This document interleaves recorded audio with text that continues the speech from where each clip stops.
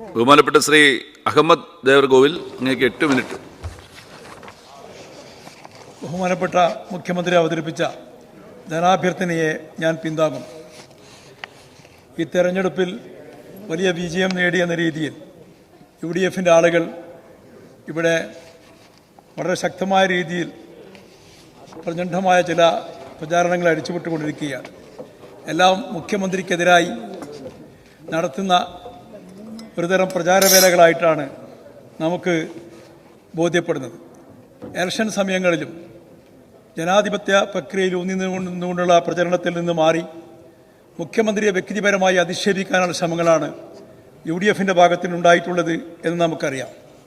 മുസ്ലിം league വലിയ വിജയം നേടിയെന്നാണ് ലീഗിൻ്റെ പ്രതിനിധി ഇവിടെ പറഞ്ഞിട്ടുള്ളത്. ലീഗ് എല്ലാ കാലത്തും കേരളത്തിൽ 2 സീറ്റിൽ മത്സരിക്കും, 2 സീറ്റിൽ ജയിക്കും. അതിൽ നിന്ന് വ്യത്യസ്തമായ ഒരു സാഹചര്യവും ഈ തെരഞ്ഞെടുപ്പിൽ ഉണ്ടായിട്ടില്ല. കാരണം 3 സീറ്റിന് ഞങ്ങൾക്ക് അർഹതയുണ്ട്, 4 സീറ്റിന് അർഹതയുണ്ട് എന്നൊക്കെ മുസ്ലിം ലീഗ് നിരന്തരമായി ആവശ്യപ്പെട്ടുകൊണ്ടിരുന്നു. പക്ഷേ ഒരു സീറ്റ് പോലും അധികം കൊടുക്കാൻ അവർക്ക് UDF തയ്യാറാവാതെ വന്നപ്പോൾ അതിനെതിരായി ഒരു അക്ഷരം ഉരിയാടാൻ പോലും സാധിക്കാതെ പോയ പാർട്ടിയാണ് മുസ്ലിം ലീഗ് എന്ന യാഥാർത്ഥ്യം നമ്മൾ മനസ്സിലാക്കണം. ഇപ്രാവശ്യത്തെ വിജയത്തിൽ വോട്ട് കൂടിയെന്നാണ് ലീഗ് പറയുന്നത്. എങ്ങനെയാണ് വോട്ട് കൂടിയത്? തീവ്ര വർഗീയ പ്രസ്ഥാനങ്ങളെ ചേർത്ത് പിടിച്ചില്ലേ?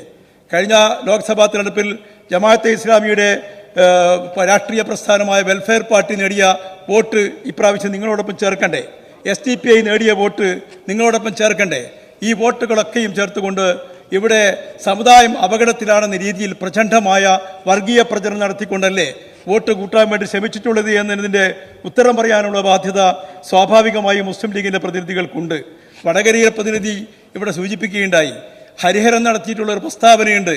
ഹരിഹരൻ നടത്തിയ പ്രസ്താവന കോഴിക്കോട്ടെ ഒരു പരിപാടിയിൽ ഒരു സമസ്ത നേതാവിന് നമസ്കരിക്കാനുള്ള സൗകര്യം സ്റ്റേജിൽ ഇടതുപക്ഷം ചെയ്തു കൊടുത്തു എന്നത് വലിയ അപരാധമായി ഇവിടെ അവതരിപ്പിക്കപ്പെടുകയുണ്ടായി.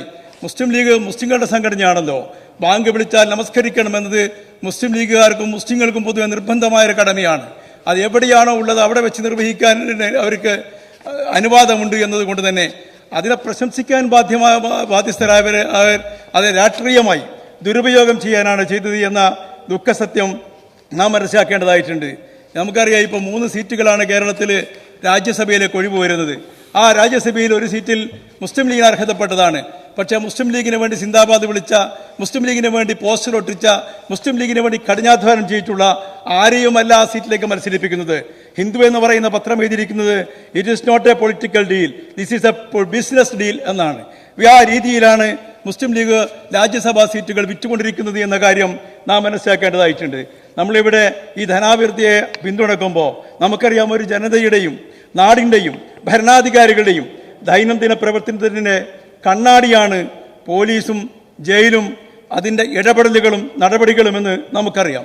ഭരണനിർവഹണത്തിലെ കാര്യക്ഷമതയുടെ അളവുകോലായാണ് പൊതുസമൂഹം ഇതിനെ വിലയിരുത്തുന്നത്.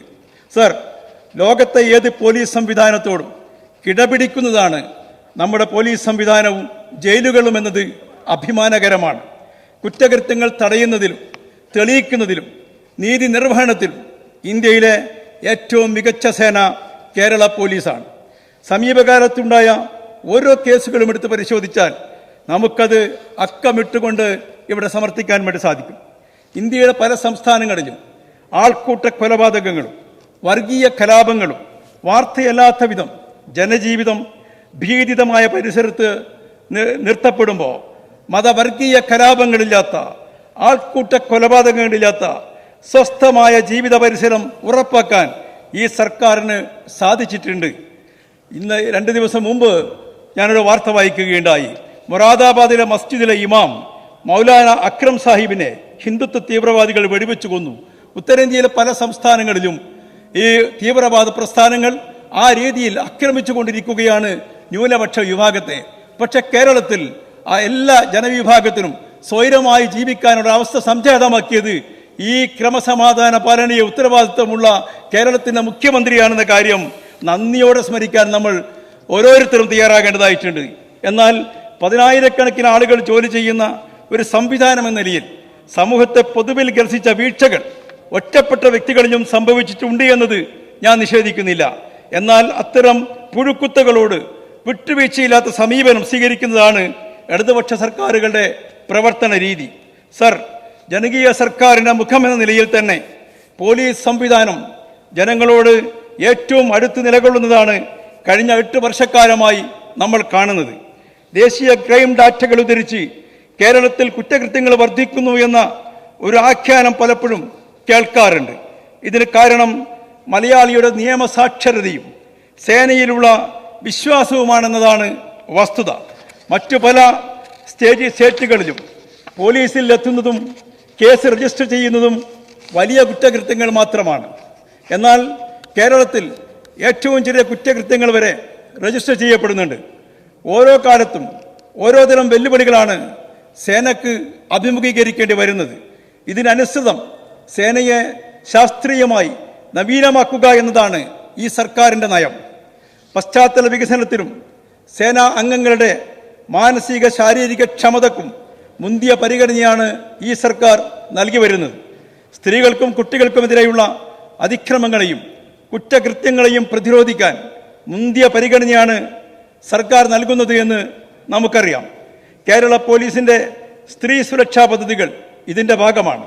സർ, വനിതാ പോലീസ് സ്റ്റേഷനുകൾ, വനിതാ ബറ്റാലിയൻ അപരാജിത, വനിതാ cell, pink police, naval beat, വനിതാ സ്വയം പ്രതിരോധ സംഘം, വനിതാ ബീറ്റ്, പിങ്ക് പ്രൊട്ടക്ഷൻ പ്രൊജക്ട് എന്നിവ 2021 ജൂലൈ 19 നിലവിൽ വന്നു. സ്ത്രീധന പീഡനങ്ങൾ, സൈബർ അതിക്രമങ്ങൾ, പൊതു ഇടങ്ങളിലെ അവഹേളനങ്ങൾ എന്നിവ നേരിടുന്നതിന് pink police, pink patrol, pink Janamaithri beat, pink control room, pink shadow, pink Romeo counselling സംവിധാനം തുടങ്ങിയവ നൽകിയിട്ടുള്ള സുരക്ഷിതത്വ ബോധം നമ്മുടെ സ്ത്രീകളിൽ വലിയ മാറ്റവും ഉണർവും സൃഷ്ടിച്ചിട്ടുണ്ട്.